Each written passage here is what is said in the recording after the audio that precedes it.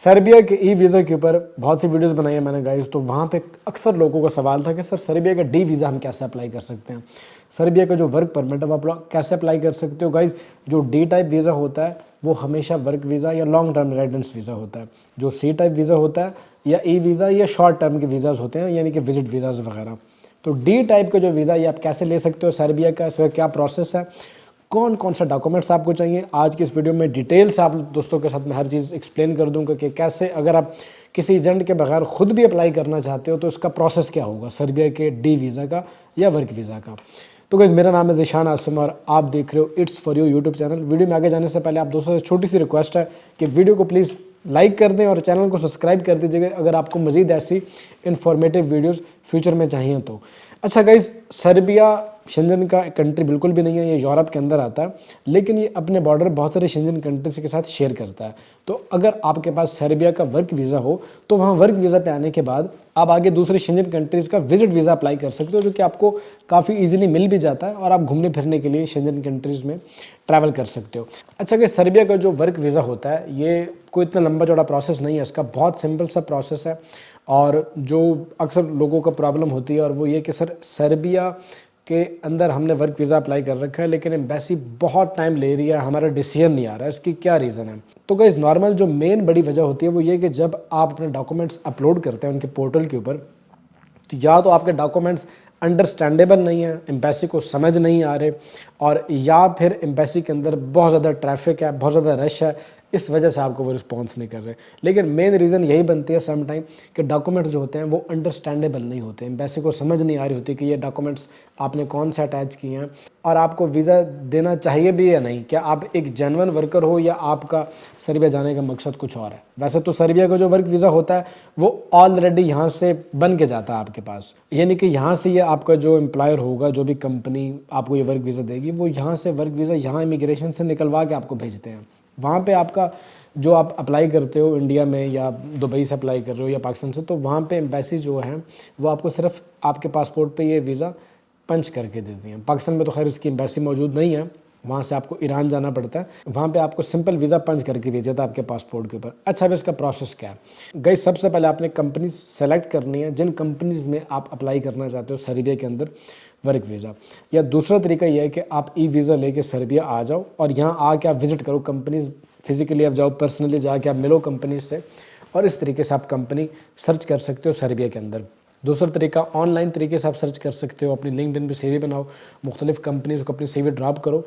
अब किसी कंपनी ने आपको हायर कर लिया, आप यहाँ ई वीज़ा लेके आए हो, आपने यहाँ पे कंपनी तलाश कर लिया या आपने ऑनलाइन कोई कंपनी ढूंढ लिया, अब आगे का क्या प्रोसेस होगा। सर्बिया का ई वीज़ा अप्लाई करने के लिए आप लोगों के 4 से 5 डॉक्यूमेंट्स हैं जो कि कंपनी को भी चाहिए होंगे, और आगे एम्बेसी के जब आप अप्लाई करोगे तो एम्बेसी के पोर्टल पे भी आपने डॉक्यूमेंट्स अपलोड करने हैं। इमिग्रेशन का वो एक्चुअली में पोर्टल होता है तो वहाँ पे आपने अपलोड करना है। नंबर 1 पे आता है आपका पासपोर्ट, ठीक है, आपका पासपोर्ट फुल स्कैन होना चाहिए।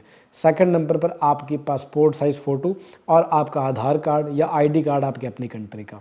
तीसरे नंबर के ऊपर आपकी एक प्रॉपर सीवी होनी चाहिए जो कि यूरोपास बनी हो, यूरोपास फॉर्मेट के अंदर एक आपकी सीवी बनी हो प्रोफेशनल तरीके से। चौथे नंबर के ऊपर आपके एजुकेशनल डॉक्यूमेंट जो भी आपने डिग्री कर रखी है, आपने +2 कर रखा है, मैट्रिक कर रखा है, या आपने कोई बैचलर डिग्री कर रखी है या मास्टर डिग्री, जो भी आपने डिग्री कर रखी है वो डिग्री अटैच्ड होनी चाहिए फॉरेन मिनिस्ट्री से और अपने मुतल्लिका इदारे से या बोर्ड से। उसके बाद आपने उस डिग्री की ट्रांसलेशन करवानी होगी सर्बियन लैंग्वेज के अंदर।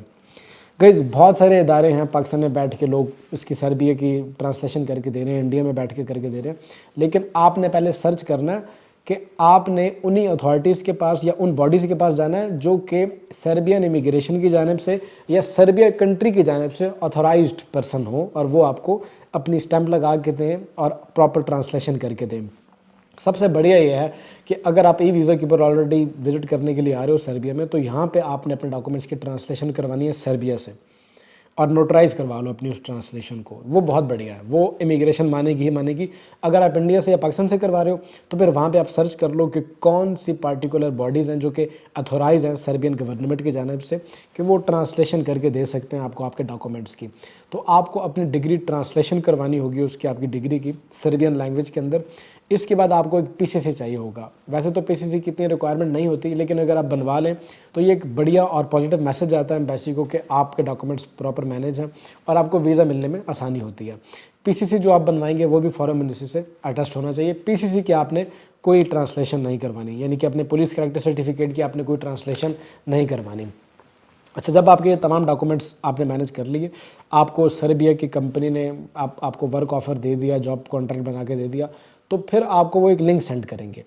उस लिंक के ऊपर आपने अपनी डिटेल फिल करनी है। वो एक्चुअल में इमिग्रेशन का लिंक होता है, पोर्टल होता है, वहाँ पे आपने अपनी डिटेल फिल करनी है और अपने ये तमाम डॉक्यूमेंट प्रॉपर अच्छे स्कैनर से स्कैन करके, मोबाइल से स्कैन नहीं करने, प्रॉपर ऑफिशियली किसी स्कैनर वाले बंदे के पास जाना है, वहाँ से उसको कहना है कि भाई मुझे डॉक्यूमेंट स्कैन करके दो अच्छे तरीके से, और फिर हर डॉक्यूमेंट की अलग अलग फाइल बनानी है, उनको अलग अलग नाम देना है कि आपका ये कौन सा डॉक्यूमेंट है, और फिर उस तरीके से आपने वो इमिग्रेशन के पोर्टल के ऊपर अपने डॉक्यूमेंट्स अपलोड कर देने हैं। ठीक है, जब आपके डॉक्यूमेंट अपलोड हो जाएं, उसके बाद आपने सर्बियन एम्बेसी विजिट करनी है।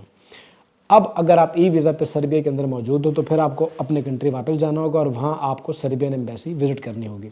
और अगर आप ऑलरेडी अपने कंट्री में मौजूद हो, आपने ये जॉब ऑलरेडी फाइंड आउट किया, तो फिर आपको सर्बिया की जो एम्बेसी है वहाँ पे जाना होगा। जाने के लिए आपको अपॉइंटमेंट की ज़रूरत नहीं है। अब अपने हिसाब से आप चेक कर लीजिएगा कि आपकी कंट्री के अकॉर्डिंग उनकी क्या रिक्वायरमेंट है, लेकिन नॉर्मली सर्बिया के जब आप डॉक्यूमेंट सबमिट करने जाते हो एम्बेसी के अंदर, तो उस वक्त आपको अपॉइंटमेंट लेने की ज़रूरत नहीं होती, आप सिंपली एम्बेसी विजिट कर सकते हो। फर्स्ट टाइम आपको अपॉइंटमेंट नहीं चाहिए होती, लेकिन जब आप अपने पासपोर्ट पे वीज़ा स्टैम्प करने के लिए जा रहे हो तो उस वक्त आपको अपॉइंटमेंट लेके जाना होता है। ठीक है, वो भी कोई इतना मुश्किल प्रोसेस नहीं है, वो भी अपॉइंटमेंट इजीली मिल जाती है उनकी। तो डॉक्यूमेंट्स उनके पोर्टल के ऊपर अपलोड करने के बाद आपने एम्बेसी विजिट करनी है। जब आप एम्बेसी विजिट करोगे तो जो जो डॉक्यूमेंट आपने अपलोड किए हैं वो तमाम डॉक्यूमेंट आपने फ़ाइल उनकी बना के साथ लेके जाने हैं हार्ड कॉपी में, और वो आपने हार्ड कॉपी में सबमिट करने हैं सर्बियन एम्बेसी के अंदर। जब आपके डॉक्यूमेंट सबमिट हो जाएंगे उसके बाद आपने वापस आ जाना है, वेट करना है अपने डिसीजन का। और इस पोर्टल के ऊपर जो आपको लिंक प्रोवाइड किया गया होगा, उस पोर्टल के ऊपर भी आप चेक कर सकते हो। कुछ अर्से तक आपका डिसीजन वहाँ पे शो हो जाएगा कि आपका डिसीजन पॉजिटिव है या रिजेक्ट हो चुका है आपका डिसीजन। अगर तो वहाँ पे लिखा आ गया कि आपका जो स्टेटस है वो अप्रूवल हो चुका है, अप्रूव्ड हो गया, तो इसका मतलब है कि आपका वीज़ा अब आ गया और अब आपने सिंपली एम्बेसी जाना है और अपने वीज़ा को स्टैम्प करवाना है पासपोर्ट के ऊपर।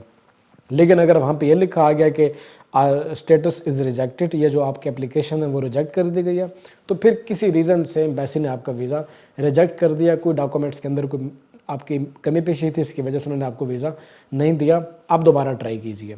तो ये प्रोसेस होता है गाइज सर्बिया के डी वीज़ा का या वर्क वीज़ा का। ये मैंने टोटल इन्फॉर्मेशन आप दोस्तों के साथ शेयर कर दिया है। इसके अलावा अगर आपका कोई क्वेश्चन हो या कोई चीज़ समझ नहीं आई तो फिर वो आप कमेंट सेक्शन में, इंस्टाग्राम पे, टिकटॉक, ईमेल के ऊपर आप हमसे पूछ सकते हैं।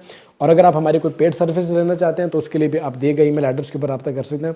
जैसे मेरे पास या मेरी टीम के पास टाइम होगा वो आपको रिस्पॉन्स करेंगे। अगर वीडियो चलेगी तो वीडियो को लाइक कीजिएगा, चैनल को सब्सक्राइब करना मत भूलिएगा, ताकि फ्यूचर में इस तरह की मजीद इन्फॉर्मेटिव वीडियोज़ आप तक बर वक्त पहुँच सकें। इसी के साथ अब ज़िशान आसिम को दीजिएगा इजाज़त। मिलते हैं इसी तरह की किसी अगली वीडियो में, तब तक के लिए टेक केयर, अल्लाह हाफिज़।